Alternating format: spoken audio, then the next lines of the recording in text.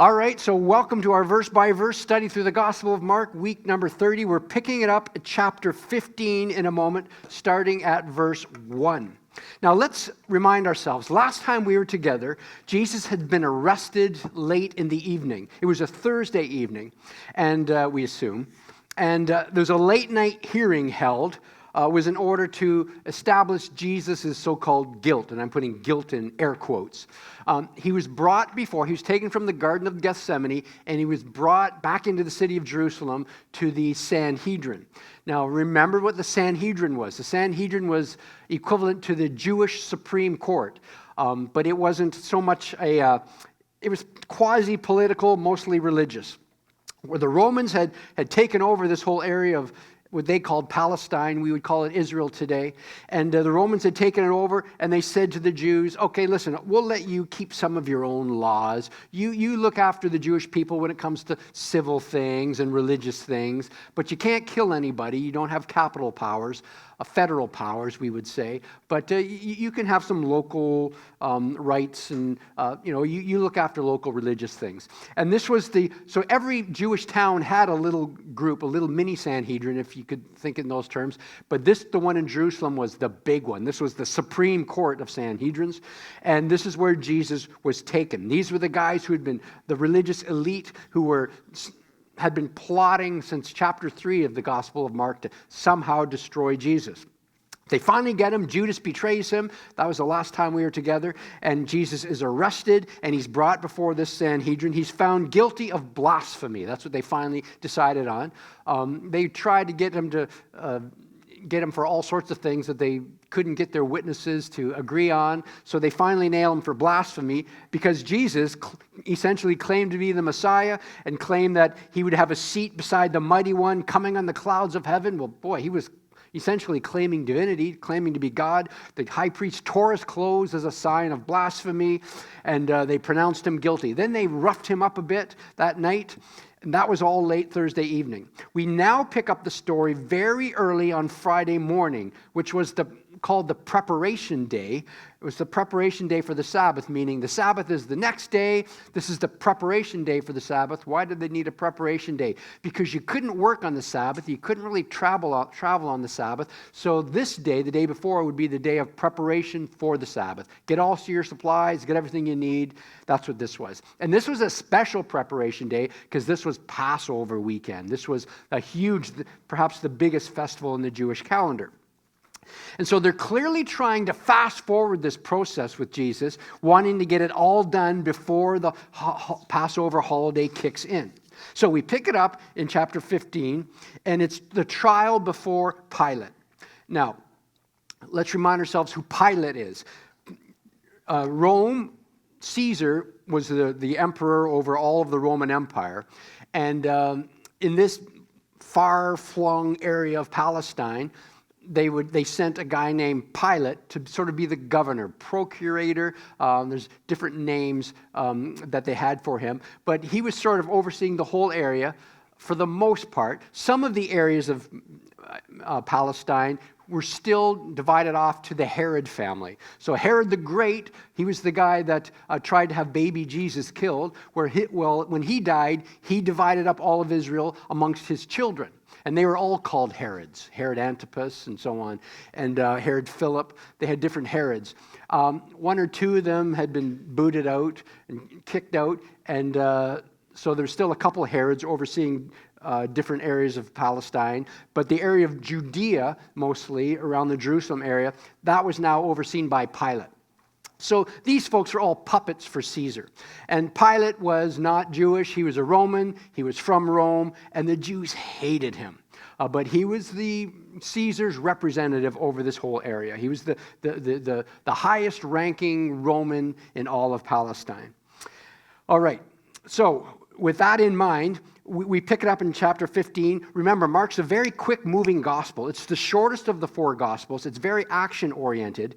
And Mark himself moves very quickly through this stage of Jesus' life. In fact, he leaves out a lot, which, again, you could do in first-century biography. It's not a court transcript. You could leave out chunks if you wanted to. He just gives us the highlights or the lowlights, if you will. So we pick it up. Number 1 in your outline, A1, the transfer to Pilate.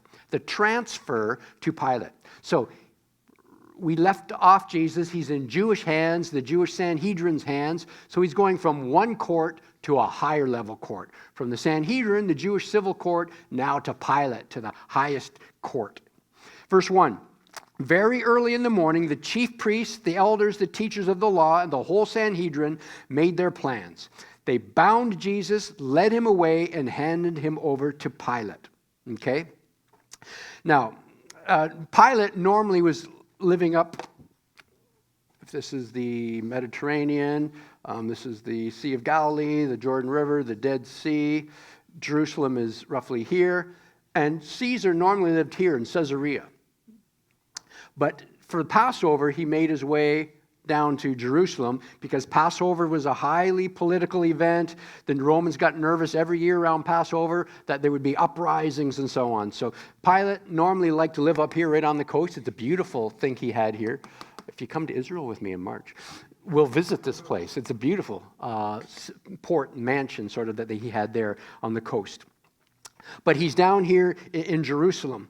And as your outline says, Pilate was in town to keep a lid on the Passover festival. He was in town to keep a lid on the Passover festival. Now, it's helpful to understand, and what I love about all this is the background stuff. Because when you understand the background, suddenly what's happening, the pieces fit together. It makes sense now. So it's understand the behind-the-scenes dynamic that was going on at this time. Pilate was a tyrant. He was an evil man.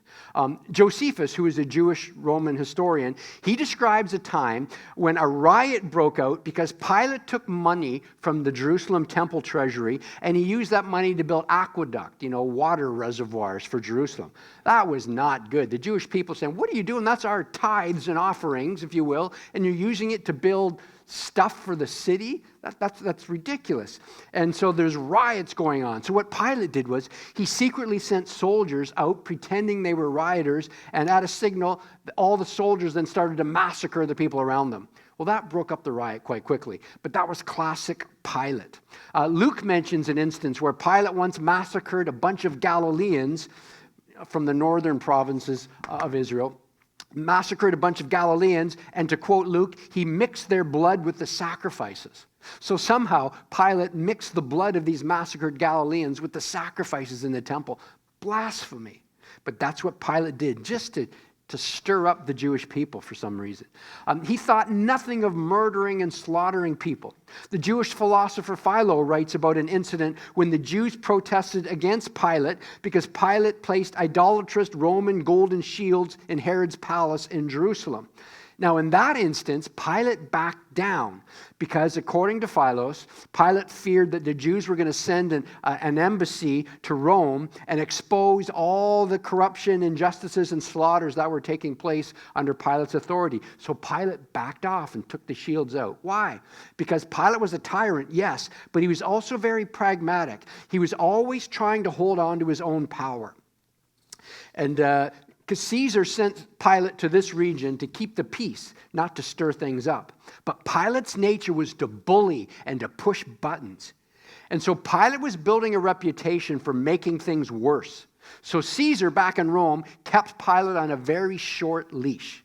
In fact, historically we know that about 3 years after this, in AD 36, Caesar called Pilate back to Rome, pulled him off the job, said, you're fired, you're doing a lousy job in Palestine, you're making things worse, they hate you there.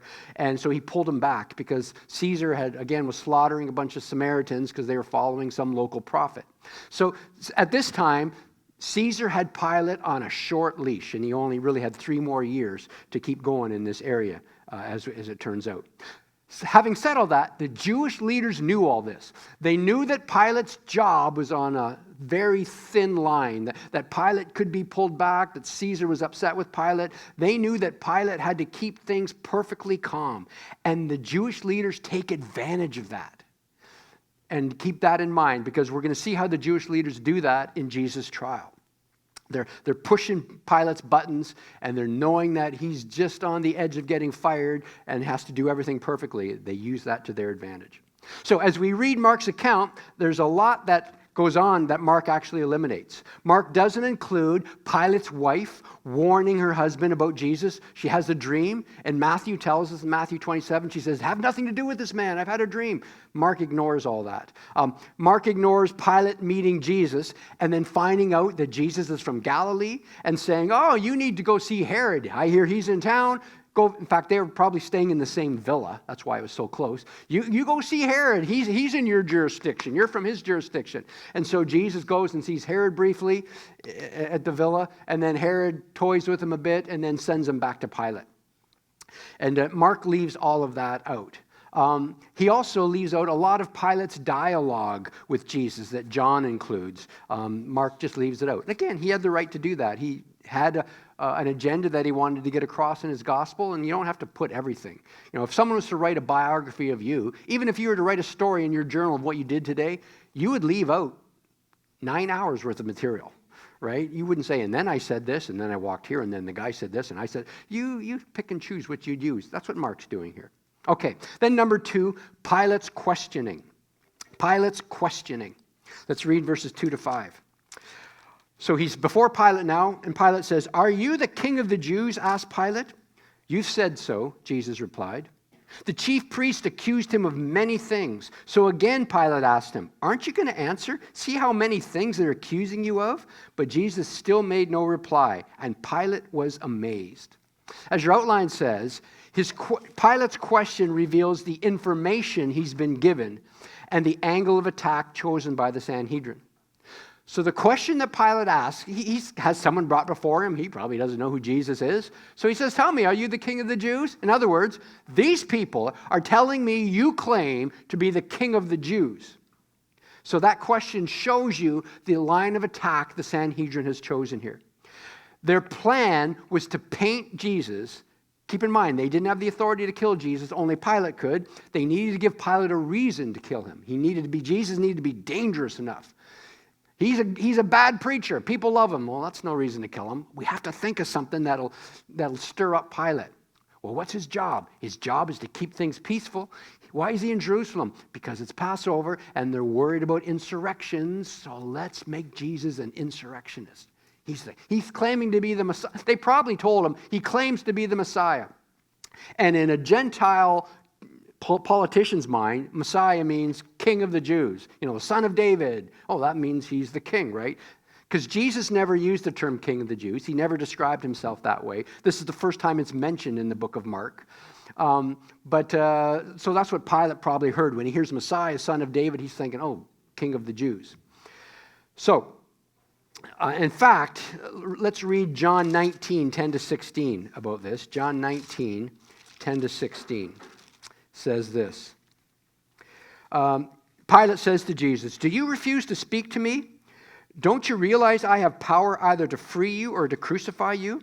Jesus answered, you would have no power over me if it were not given to you from above. Therefore, the one who handed me over to you is guilty of a greater sin.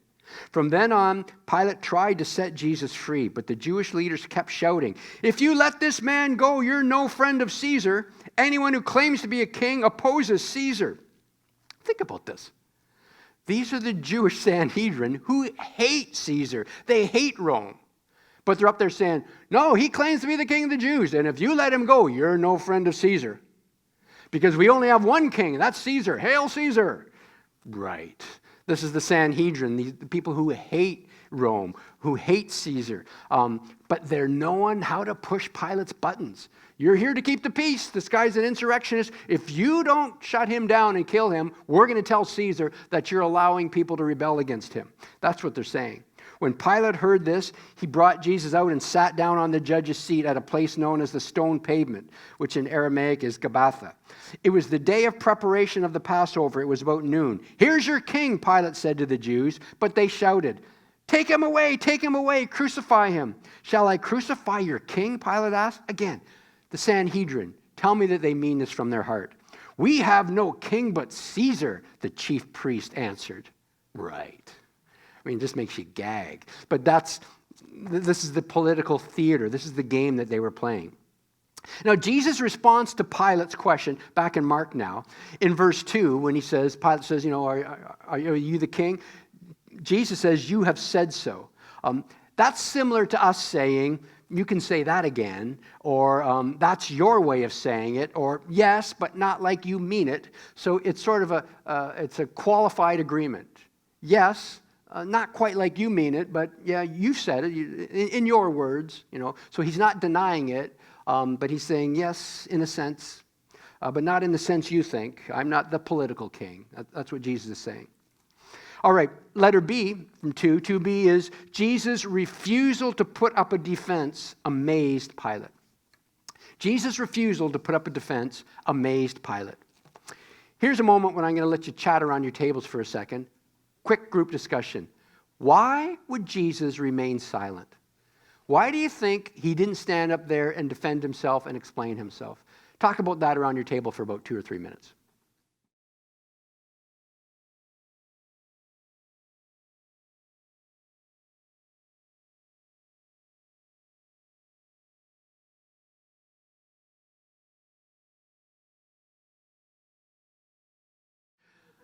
All right. It's okay. Here we come back again.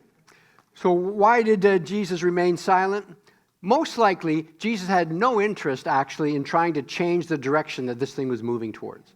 He sort of instigated it himself. Now, Jesus didn't make all this happen. He knew the nature of all the people involved. So this is their decisions, this is their choices that he was obeying or he was following. But Jesus, think of it this way. In fact, driving here, I was thinking about this, and the best illustration I can think to myself is we have a couple dogs at home, and I know the nature of our dogs. And I know if I walk down, as soon as I walk downstairs in the morning and open the cupboard, and if they hear me tear open the food, the dog food thing, right away it's like, and they start bouncing around because their nature, I know as soon as I have to just tear that open and they go crazy. I know if I simply say, want to go for, as soon as they hear go for, they know they're going for a walk and they right away get excited and run to the door. It's their nature. I'm not making them do that. I just know if I do this, they will do that. And Jesus is doing the same thing here. It's these people's choices. Jesus isn't making them do these things. But he knew if he went into Jerusalem and if he went in riding on a colt, if he told that story about the evil tenants, if he turned tables over in the temple and so on, he knew what this would incite in them. He knew their nature. He knew how they would, on their own, respond. And that's what's happening here as well. Jesus isn't trying to change the direction of this. He knows it's heading to his crucifixion, and that's why he came to earth. And so he's simply following the pattern. Why would he defend himself? Why would he try to talk Pilate out of this? He knows that would be going against the Father's will and against the reason why he came. All right, number 3, the release of Barabbas. The release of Barabbas. Verses 6 to 11. Now it was the custom at the festival to release a prisoner whom the people requested. A man called Barabbas was in prison with the insurrectionists who had committed murder in the uprising. The crowd came up and asked Pilate to do for them what he usually did. Do you want me to release to you the king of the Jews? Asked Pilate, knowing it was out of self-interest that the chief priests had handed Jesus over to him. So Pilate's seeing through this whole charade. But the chief priests stirred up the crowd to have Pilate release Barabbas instead.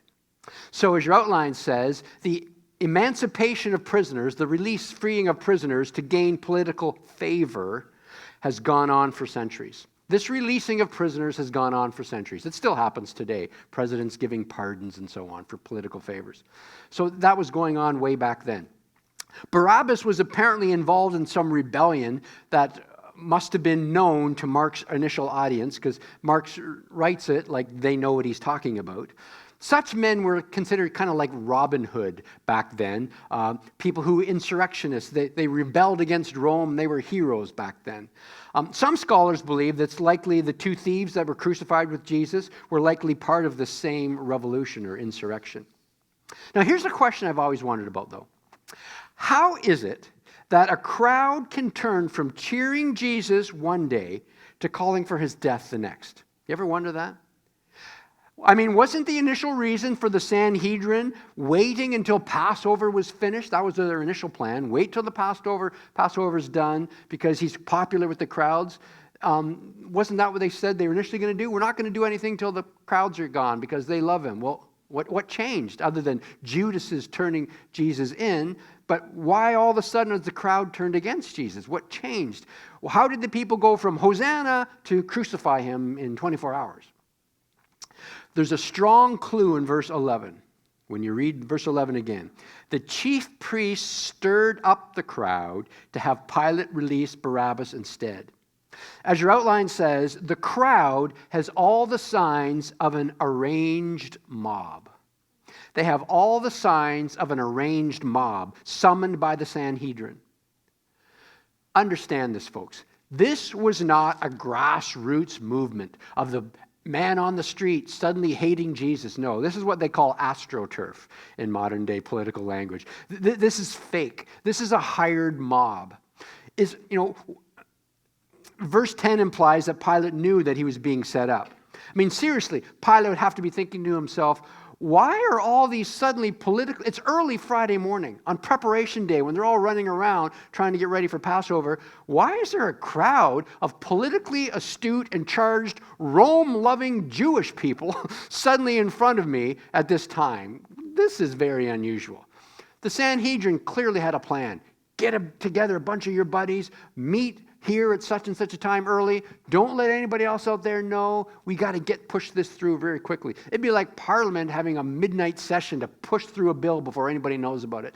That's what the Sanhedrin's doing here. This is not your average man on the street. This is a prearranged mob summoned by the Sanhedrin. And the chief priests, it's like they're directing them. So they're like a choir, and the chief priests are shouting lines for them to say. And they're rehearsing, they're well-rehearsed lines, if you will. So this is political theater. This is a Sanhedrin setup. If you understand it in those terms, suddenly it makes a lot more sense. Number 4, then, the decision to crucify Jesus. The decision to crucify Jesus. Picking up verse 12. Pilate says, "What shall I do then with the one you call King of the Jews?" Pilate asked them. "Crucify him," they shouted. "Why? What crime has he committed?" asked Pilate. But they shouted all the louder, "Crucify him." Wanting to satisfy the crowd, which tells us all about Pilate's character. Wanting to satisfy the crowd, Pilate released Barabbas to them. He had Jesus flogged, that is whipped, and handed him over to be crucified. So as your outline says, Pilate had to decide between justice and pandering, and he chose pandering.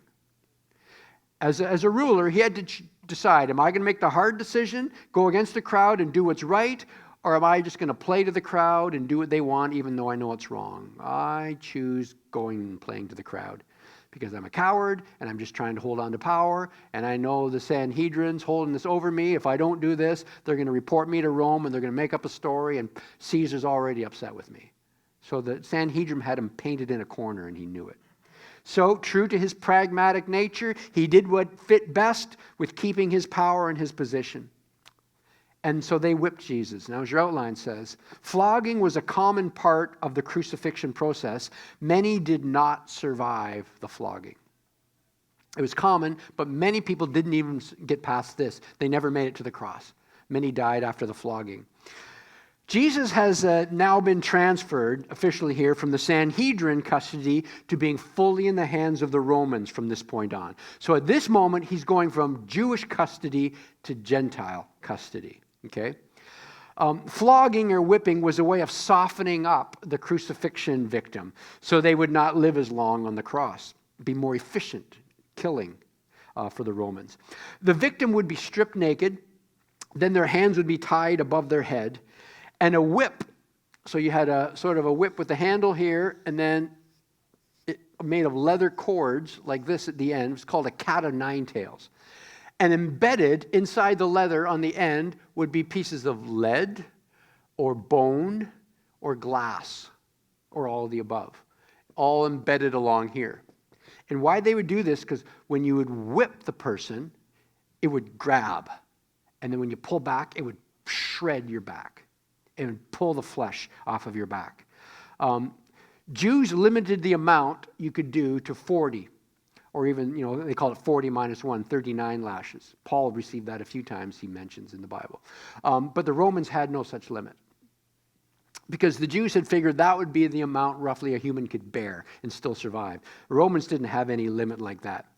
The whipping would cause severe lacerations, severe cutting and bleeding, not only to the skin, but to the muscle and to the bone. In fact, the Roman historian Josephus speaks of one man being, and I quote, whipped with scourges to the bones. So it went right to the bone.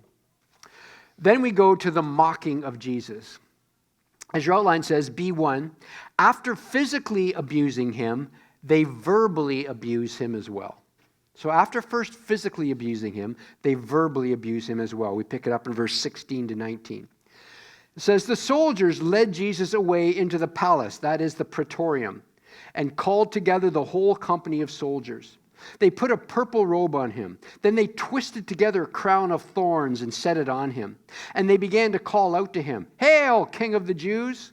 Again and again they struck him on the head with a staff and spit on him. Falling on their knees, they paid homage to him. Now, these are not the same soldiers who had previously abused him back in chapter 14. The previous abuse came at the hands of the Jewish temple guard, the ones who arrested him in Gethsemane. These, as your outline says, are Gentile Roman guards. So these are different guards. These are Gentile, meaning non-Jewish, Gentile Roman guards. This takes place in Pilate's Jerusalem headquarters in the Antonia fortress, which is on the northwest corner attached to Herod's temple. They built a Roman fortress there just so they have close access to any trouble that stirred up in the temple. Now, by the way, these actions that we just read are not random. They were mocking Jesus as king. As your outline says, they were reenacting and mimicking how Caesar would be honored. That's what they were doing. They were reenacting and mimicking how Caesar would be honored. Think of girls, perhaps little girls, imitating a royal wedding and play acting a royal wedding. These soldiers were imitating a coronation of Caesar, only in a much crueler way. So oh, you're a king of the Jews? Well, let's do this. Put a robe on him. Let's put a crown on him, and here's a staff, his royal staff, and they beat him with it and spat on him and so on. So they were mocking him. Let's treat him like the king that he is. They are brutalizing him through all this. Well then, number 2, the time for crucifixion had finally arrived. It had finally arrived, as your outline says, verse 20. And when they had mocked him, they took off the purple robe, put his own clothes on him, and then they led him out to crucify him. Which brings us to the crucifixion. As your outline says, we begin with C1, the events leading to the crucifixion. We start with the events leading to the crucifixion, starting at verse 21 to 23. A certain man from Cyrene was in Africa. A certain man from Cyrene, so he was probably someone who was visiting Jerusalem for the Passover, a tourist, an immigrant. Now notice this, the father of Alexander and Rufus. Note that, we'll come back to that in a moment, was passing on his way in from the country, and they forced him to carry the cross. They brought Jesus to the place called Golgotha, which means the place of the skull. Then they offered him wine mixed with myrrh, but he did not take it. So, what's happening here is, you're whipped, then you're sentenced to crucifixion. So what that would mean is you'd be led through the streets to the place of crucifixion, the execution site, which was a site that they always killed people at, called Golgotha. We'll get to that in a second. But what you would do is, on the hill would be the vertical beam for the cross would stay there. But the cross beam, that could be removed. And that is what you would carry on your shoulders as a crucifixion victim. You'd carry that through the streets. And again, crucifixion was all about keeping the peace for the Romans. It was all about intimidating the locals. You saw somebody carrying their cross through the streets, you thought a couple things. One, you thought to yourself, that guy's life is finished. He has no future. And the second thing you thought was, I don't want to be like that guy. So I'm going to obey Rome because I don't want to go through that. So you're thinking, that man's, he has no future of his own. He's done, essentially. Which is an interesting metaphor that Scripture uses. Jesus said, if you want to follow me, pick up your cross and follow me. Meaning, consider your old life dead. When you saw someone walking through a street, you wouldn't lend them money because you knew you're never going to get it back. In the same way, Jesus is saying, if you want to follow me, you have to consider your old life dead. Pick up your cross and follow me. Die to your old self is what he's saying. So that crossbeam would be carried through the streets while the upright post remained at the crucifixion site. So Jesus began to carry the crossbeam through the streets, but because of the whipping that he's just taken, he couldn't continue. So a man named Simon from Cyrene was conscripted from the crowd, literally pulled from the street. Hey, you, carry that crossbeam. Mentioning the name of Simon of Cyrene's son suggested they were known to the churches to which Mark was originally writing. So mentioning, these sons' names, Cyrene, Simon, the father of Alexander and Rufus.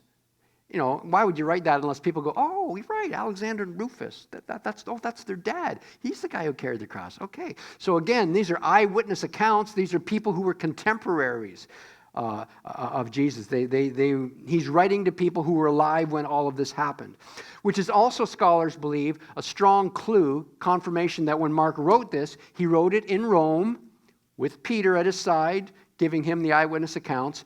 And it's possibly the same Rufus that's mentioned in Romans 16:13, a Rufus who sends greetings and so on Romans 16:13. So it's strengthening the case that Mark probably wrote this from Rome, with Peter at his side.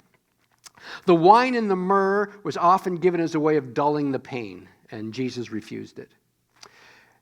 Golgotha, as your outline says, is the Hebrew Aramaic word for skull. Golgotha simply means skull. And Mark kind of paraphrases it. He calls it the place of the skull. Now, if it was called Golgotha, why do we call it Calvary? Lead me to Calvary and so on. Why do we call it Calvary if it's Golgotha? Because Calvary is the Calvary locus is the Greek term essentially for the place of the skull. So it's the Greek version, ancient Greek version of Golgotha. So we're anglicizing the Greek version of the Hebrew word, which is what we're doing with Jesus as well. Yeshua, which is Jesus' real name in Hebrew would really be Joshua. But we call him Jesus because it's the English version of the Greek version of the Aramaic version, if you're following that. Okay, why was it called Golgotha? Why was this place where Jesus crucified called the skull, or Skull Hill, or the place of the skull? We're not really sure. Some people think because it looked like a skull. There's two Calvaries or two Golgothas you can visit in Jerusalem today. The one that I think is the authentic one, and that's the one where the church of the what's it called? The church of the, oh my goodness, I'm drawing a blank. That place. It's where the tomb is and Calvary is. But I'm drawing a blank right now. There's that place, and then there's one called Gordon's Tomb, which is a mile or so, or a kilometer away perhaps. The one, the older one where the church is built over top, that's pretty solid evidence, I think, that was the original place that you can go to, and where it actually happened. There's a church built over it. Constantine's mother actually went on a tour centuries ago, and she's the one who pointed that out. The locals all pointed her to that place. But there's that place, and there's another place. It's actually at a bus stop in Jerusalem, of all places, a bus depot, and it kind of looks, when you look at the hill, it kind of looks like a skull. You could Google it and see pictures of it. And some think, so maybe that's why it was called, because it looked like a skull. Or it could simply be that because there's a place where many human skulls were seen, or it's simply a nickname for a place of death, just Skull Hill. A lot of skulls, a lot of people die there. They just called it Skull Hill. We're not sure why, but that was the nickname for this place, Golgotha. Well, then number 2 in your outline, which is the crucifixion, verses 24 to 27. And they crucified him. Dividing up the clothes, they cast lots to see what each would get. It was 9 a.m. when they crucified him. The written notice of the charge against him read, "The King of the Jews." They crucified 2 rebels with him, one on his right and one on his left. Now, again, Mark just is so succinct here. He just doesn't say much about it. He doesn't talk about the nails or anything like that. He's just, as we said, it's a fast-moving book. In 3 words, he simply says, they crucified him. That's how he summed it all up. 3 words, they crucified him. He didn't want to talk any more about it. Regarding the garment, in John 19:24, it's recorded that the soldiers didn't want to tear the garment. It was a seamless garment. They didn't want to tear it. So instead, they decided to cast lots to see who would get to keep it. And that fulfilled a prophecy found in Psalm 22:18, where it says, "They divided my clothes among them and cast lots for my garments." Now, why they did this is uncertain. Why the Roman soldiers did this is uncertain. Some claim that the seamless nature of the garment implies that it was an expensive one. It's possible, but not necessarily true. The garment would have been heavily blood-stained, but it could have easily been bleached. They had bleaching abilities there. Remember, they talked about the transfiguration. They described the angels as people who wore, or Jesus' garment as whiter than anyone could bleach it. It could be as simple as this, though, that these men were calloused executioners. They were paid to kill. And this is what they did every day. They killed people every day. It was a brutal time. They were doing a brutal job.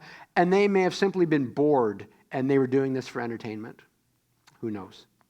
Well, as your outline says, letter B, the inscription over Jesus' head on the cross detailed his crime. So that laid out his crime. Again, people passed by. They always crucified people at major intersections on highways. So again, it had as much exposure as possible so they could intimidate the populace. And so the crime above him was King of the Jews, meaning political insurgent, is what they were saying. Then number 3, the mocking of Jesus on the cross. The mocking of Jesus on the cross. We pick it up at verse 29 to 32. Those who passed by hurled insults at him, shaking their heads and saying, "So, you who are going to destroy the temple and build it in 3 days, come down from the cross and save yourself." Again, this sounds like Sanhedrin talk. This wasn't the average guy in the street. In the same way, the chief priests and the teachers of the law mocked him among themselves. "He saved others," they said, "but he can't save himself. Let this Messiah, this King of Israel, come down now from the cross that we may see and believe." Those crucified with him also heaped insults on him. Now we know in other Gospels, eventually one of those beside him turns to him and says, "Remember me in your kingdom." But they were hours together, so a lot could happen in that time.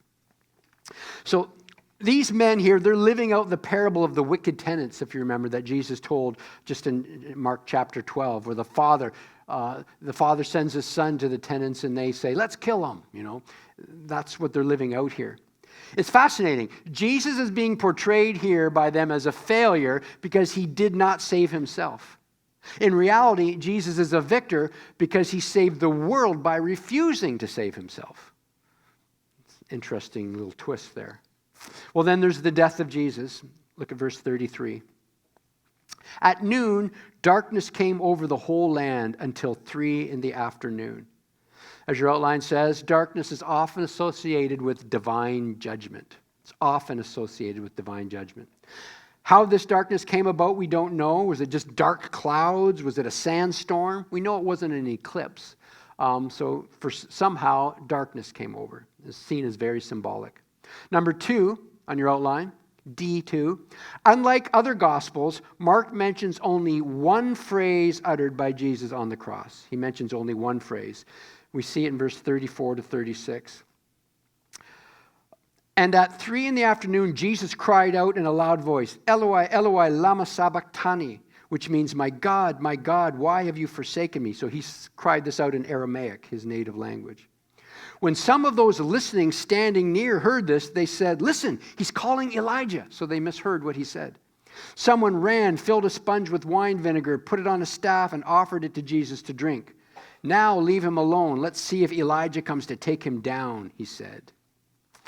Now, many have pondered over the years regarding the significance of Jesus' words at this moment. What's he saying here? Was it some human response to the weight of sin that's being placed upon him? My God, why have you forsaken me? Was there some existential sense of separation between the Father and the Son? I've heard some people preach that. At that moment when the sin is placed on the Son, the Father turns away somehow. I don't even know if that's possible within the Trinity, to be honest with you. But some people have surmised that somehow. Personally, I think it's something much more obvious than that. As your outline says, the reference to Psalm 22 was a clue to onlookers. This is a reference to Psalm 22, and it was a clue to onlookers. What Jesus does is he calls out the first line of a psalm that they all would have known. And that was a clue to say, go to this scripture and you'll understand what's going on. My God, why have you forsaken me? He's saying, read Psalm 22 if you want to know what's happening.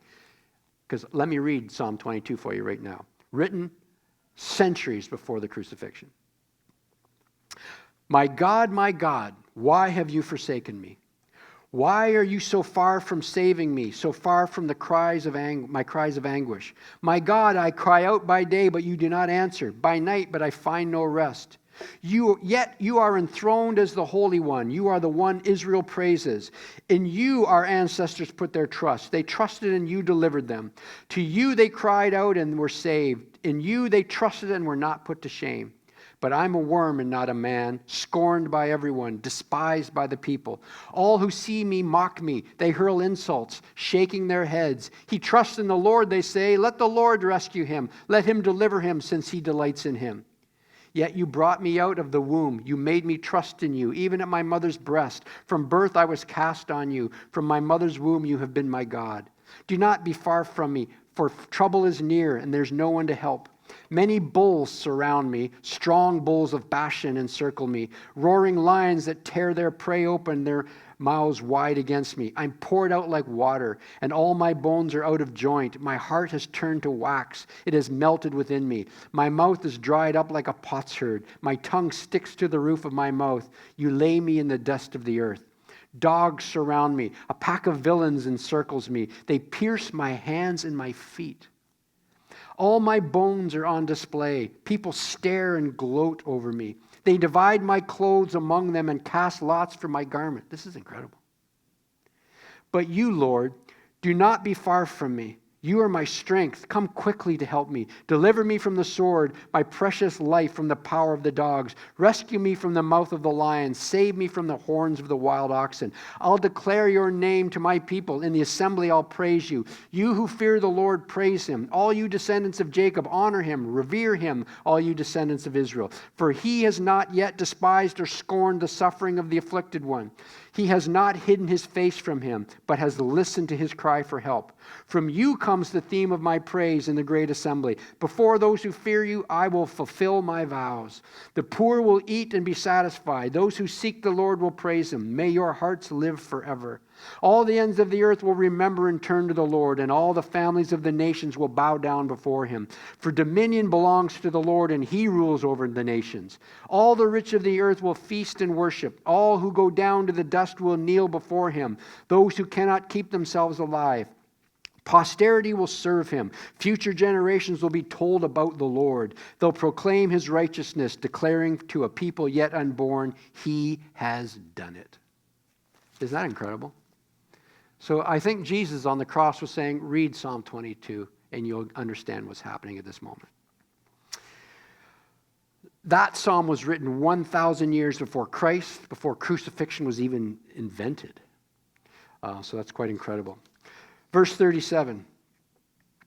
With a loud cry, Jesus breathed his last. As your outline says, Mark doesn't tell his readers the content of Jesus' final loud cry. Mark doesn't tell us. Luke says, quotes Jesus as saying, Father, into your hands I commit my spirit. John quotes, it is finished. Again, remember the nature of a first century bio. It was not a courtroom transcript. You could pick and choose what you wanted to include. Okay? So I could see Jesus saying all of those things in those final moments. Father, into your hands I commit my spirit. It's finished. Look at verse 38. The curtain of the temple was torn in two from top to bottom. As your outline says, number 4, the torn curtain symbolized the end of the old system and new access to God. So it symbolized the end of the old system and new access to God. So Jesus has already prophesied, predicted the physical destruction of the temple. At this moment, that process has begun, though, in the spiritual realm. The role of the temple at this moment has officially ended. That garment separated humanity from entering into the Holy of Holies, the presence of God. You could only enter the high priest with blood from bulls. Sacrifices. Now the ultimate lamb has been sacrificed. So the whole purpose of the temple is no longer needed. Now everyone has access to the presence of God through this one sacrifice. That's what this is symbolizing. And it's torn, notice, from the top to the bottom, not the bottom to the top. Symbolizing again that this isn't done from mankind. God is doing this. All right. Verse 39. And when the centurion, this is the Roman soldier who stood there in front of Jesus, saw how he died, he said, "Surely this man was the Son of God." Whenever I read those words, I'm picturing John Wayne in that movie, "Surely this man was the Son of God," with this southern accent. Whenever I've heard that, read that verse, I think of that. Now, as your outline says, we don't know what the Roman centurion meant by the phrase, but we know how Mark understood it. So what the Roman centurion meant by him being the Son of God, we don't know. But we know how Mark understood it to be. And some people point out to the bookends of Mark's gospel here. In chapter 1, verse 10, with the tearing, it says, the heavens tore open and the Spirit descended upon Jesus like a dove. At Jesus' baptism in first chapter, the heavens tore open and the Spirit descended. And now the Gospel of Mark is concluding with the curtain of the temple tearing from the top to the bottom and a Roman centurion declaring him the Son of God. Some people see some bookends in Mark's Gospel here. Number 6 in your outline, Mark lists some women who were witnesses to Jesus' death and burial. So he mentioned some women who were witnesses, verses 40 to 41. Some women were watching from a distance. Among them were Mary Magdalene, Mary the mother of James, the younger of Joseph, and Salome. In Galilee, these women had followed him and cared for his needs. Many other women who had come up with him to Jerusalem were also there. As your outline says, a first century weakness, women as witnesses, becomes a historical strength. So a first century weakness becomes a historical strength. Why we say this is because women could not be witnesses in first century courts. In Roman courts, I think they could, not in Jewish courts. And so this was considered a weakness initially. Like, really, it was women who witnessed the crucifixion. We need some real strong male witnesses. But again, it's called the criterion of embarrassment. Historians looking back to validate what was historical and what was not, one of the criterion they look for is embarrassing. If it's embarrassing for the people who wrote it, odds are it's more true.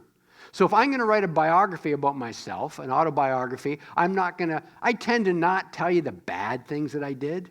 But if you read an autobiography and I'm really dishing on some really bad, embarrassing stuff, you tend to think, well, it's probably true. Otherwise, why would he humiliate himself like that? It's the similar dynamic going on here. This is considered now a strength, validating that this happened because it's not something they would make up. Let's put it that way. Then we have the burial of Jesus, number E1. Not all Jewish leaders were allied against Jesus. Not all were allied against Jesus. It says, verse 42, it was preparation day, that is, the day before the Sabbath. So again, it's clearly a Gentile audience because he's explaining all the Jewish holidays. So as evening approached, Joseph of Arimathea, a prominent member of the council, that's the Sanhedrin, who was himself waiting for the kingdom of God, he went boldly to Pilate and asked for Jesus' body.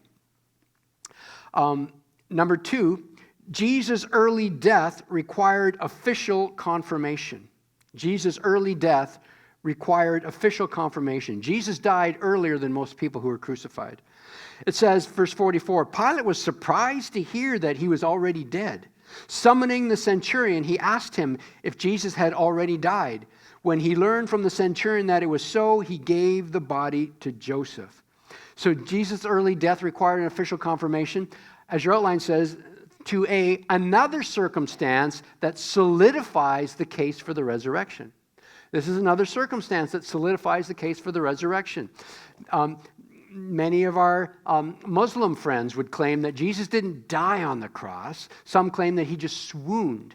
He fainted, kind of went into a coma, and then he resuscitated in the tomb. We've debunked that here in past teachings, but this debunks that. No, we have official government certification from the Roman centurion who was at Jesus' feet. No, he died. He told Pilate, no, he's dead. I saw him die. So again, it solidifies the case. Number 3, at best, they could, in the limited time they had prior to the Sabbath sundown, traditional burial procedures were followed. So as best they could, in the limited time they had before Sabbath, traditional burial procedures were followed. Verse 46. So Joseph bought some linen cloth, took down the body, wrapped it in the linen, placed it in a tomb cut out of the rock. Then he rolled a stone against the entrance of the tomb.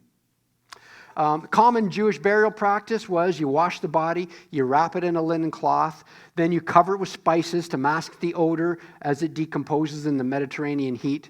Then you lay it on a stone bench in a cave or in a tomb, so they weren't buried in the ground and dirt placed on them. That's not what you did there. You put it in a cave or cut out of a rock wall or something. Then you would seal the tomb with a large stone. Hundreds of such tombs you can find in Jerusalem. Just walking through the city, you'll find such tombs like this.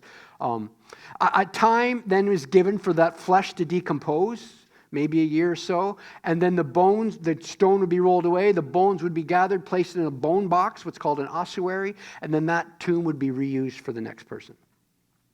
Number 4, Mark specifically notes that the women saw where Jesus had been buried. Verse 47, Mary Magdalene and Mary, the mother of Joseph, saw where he was laid.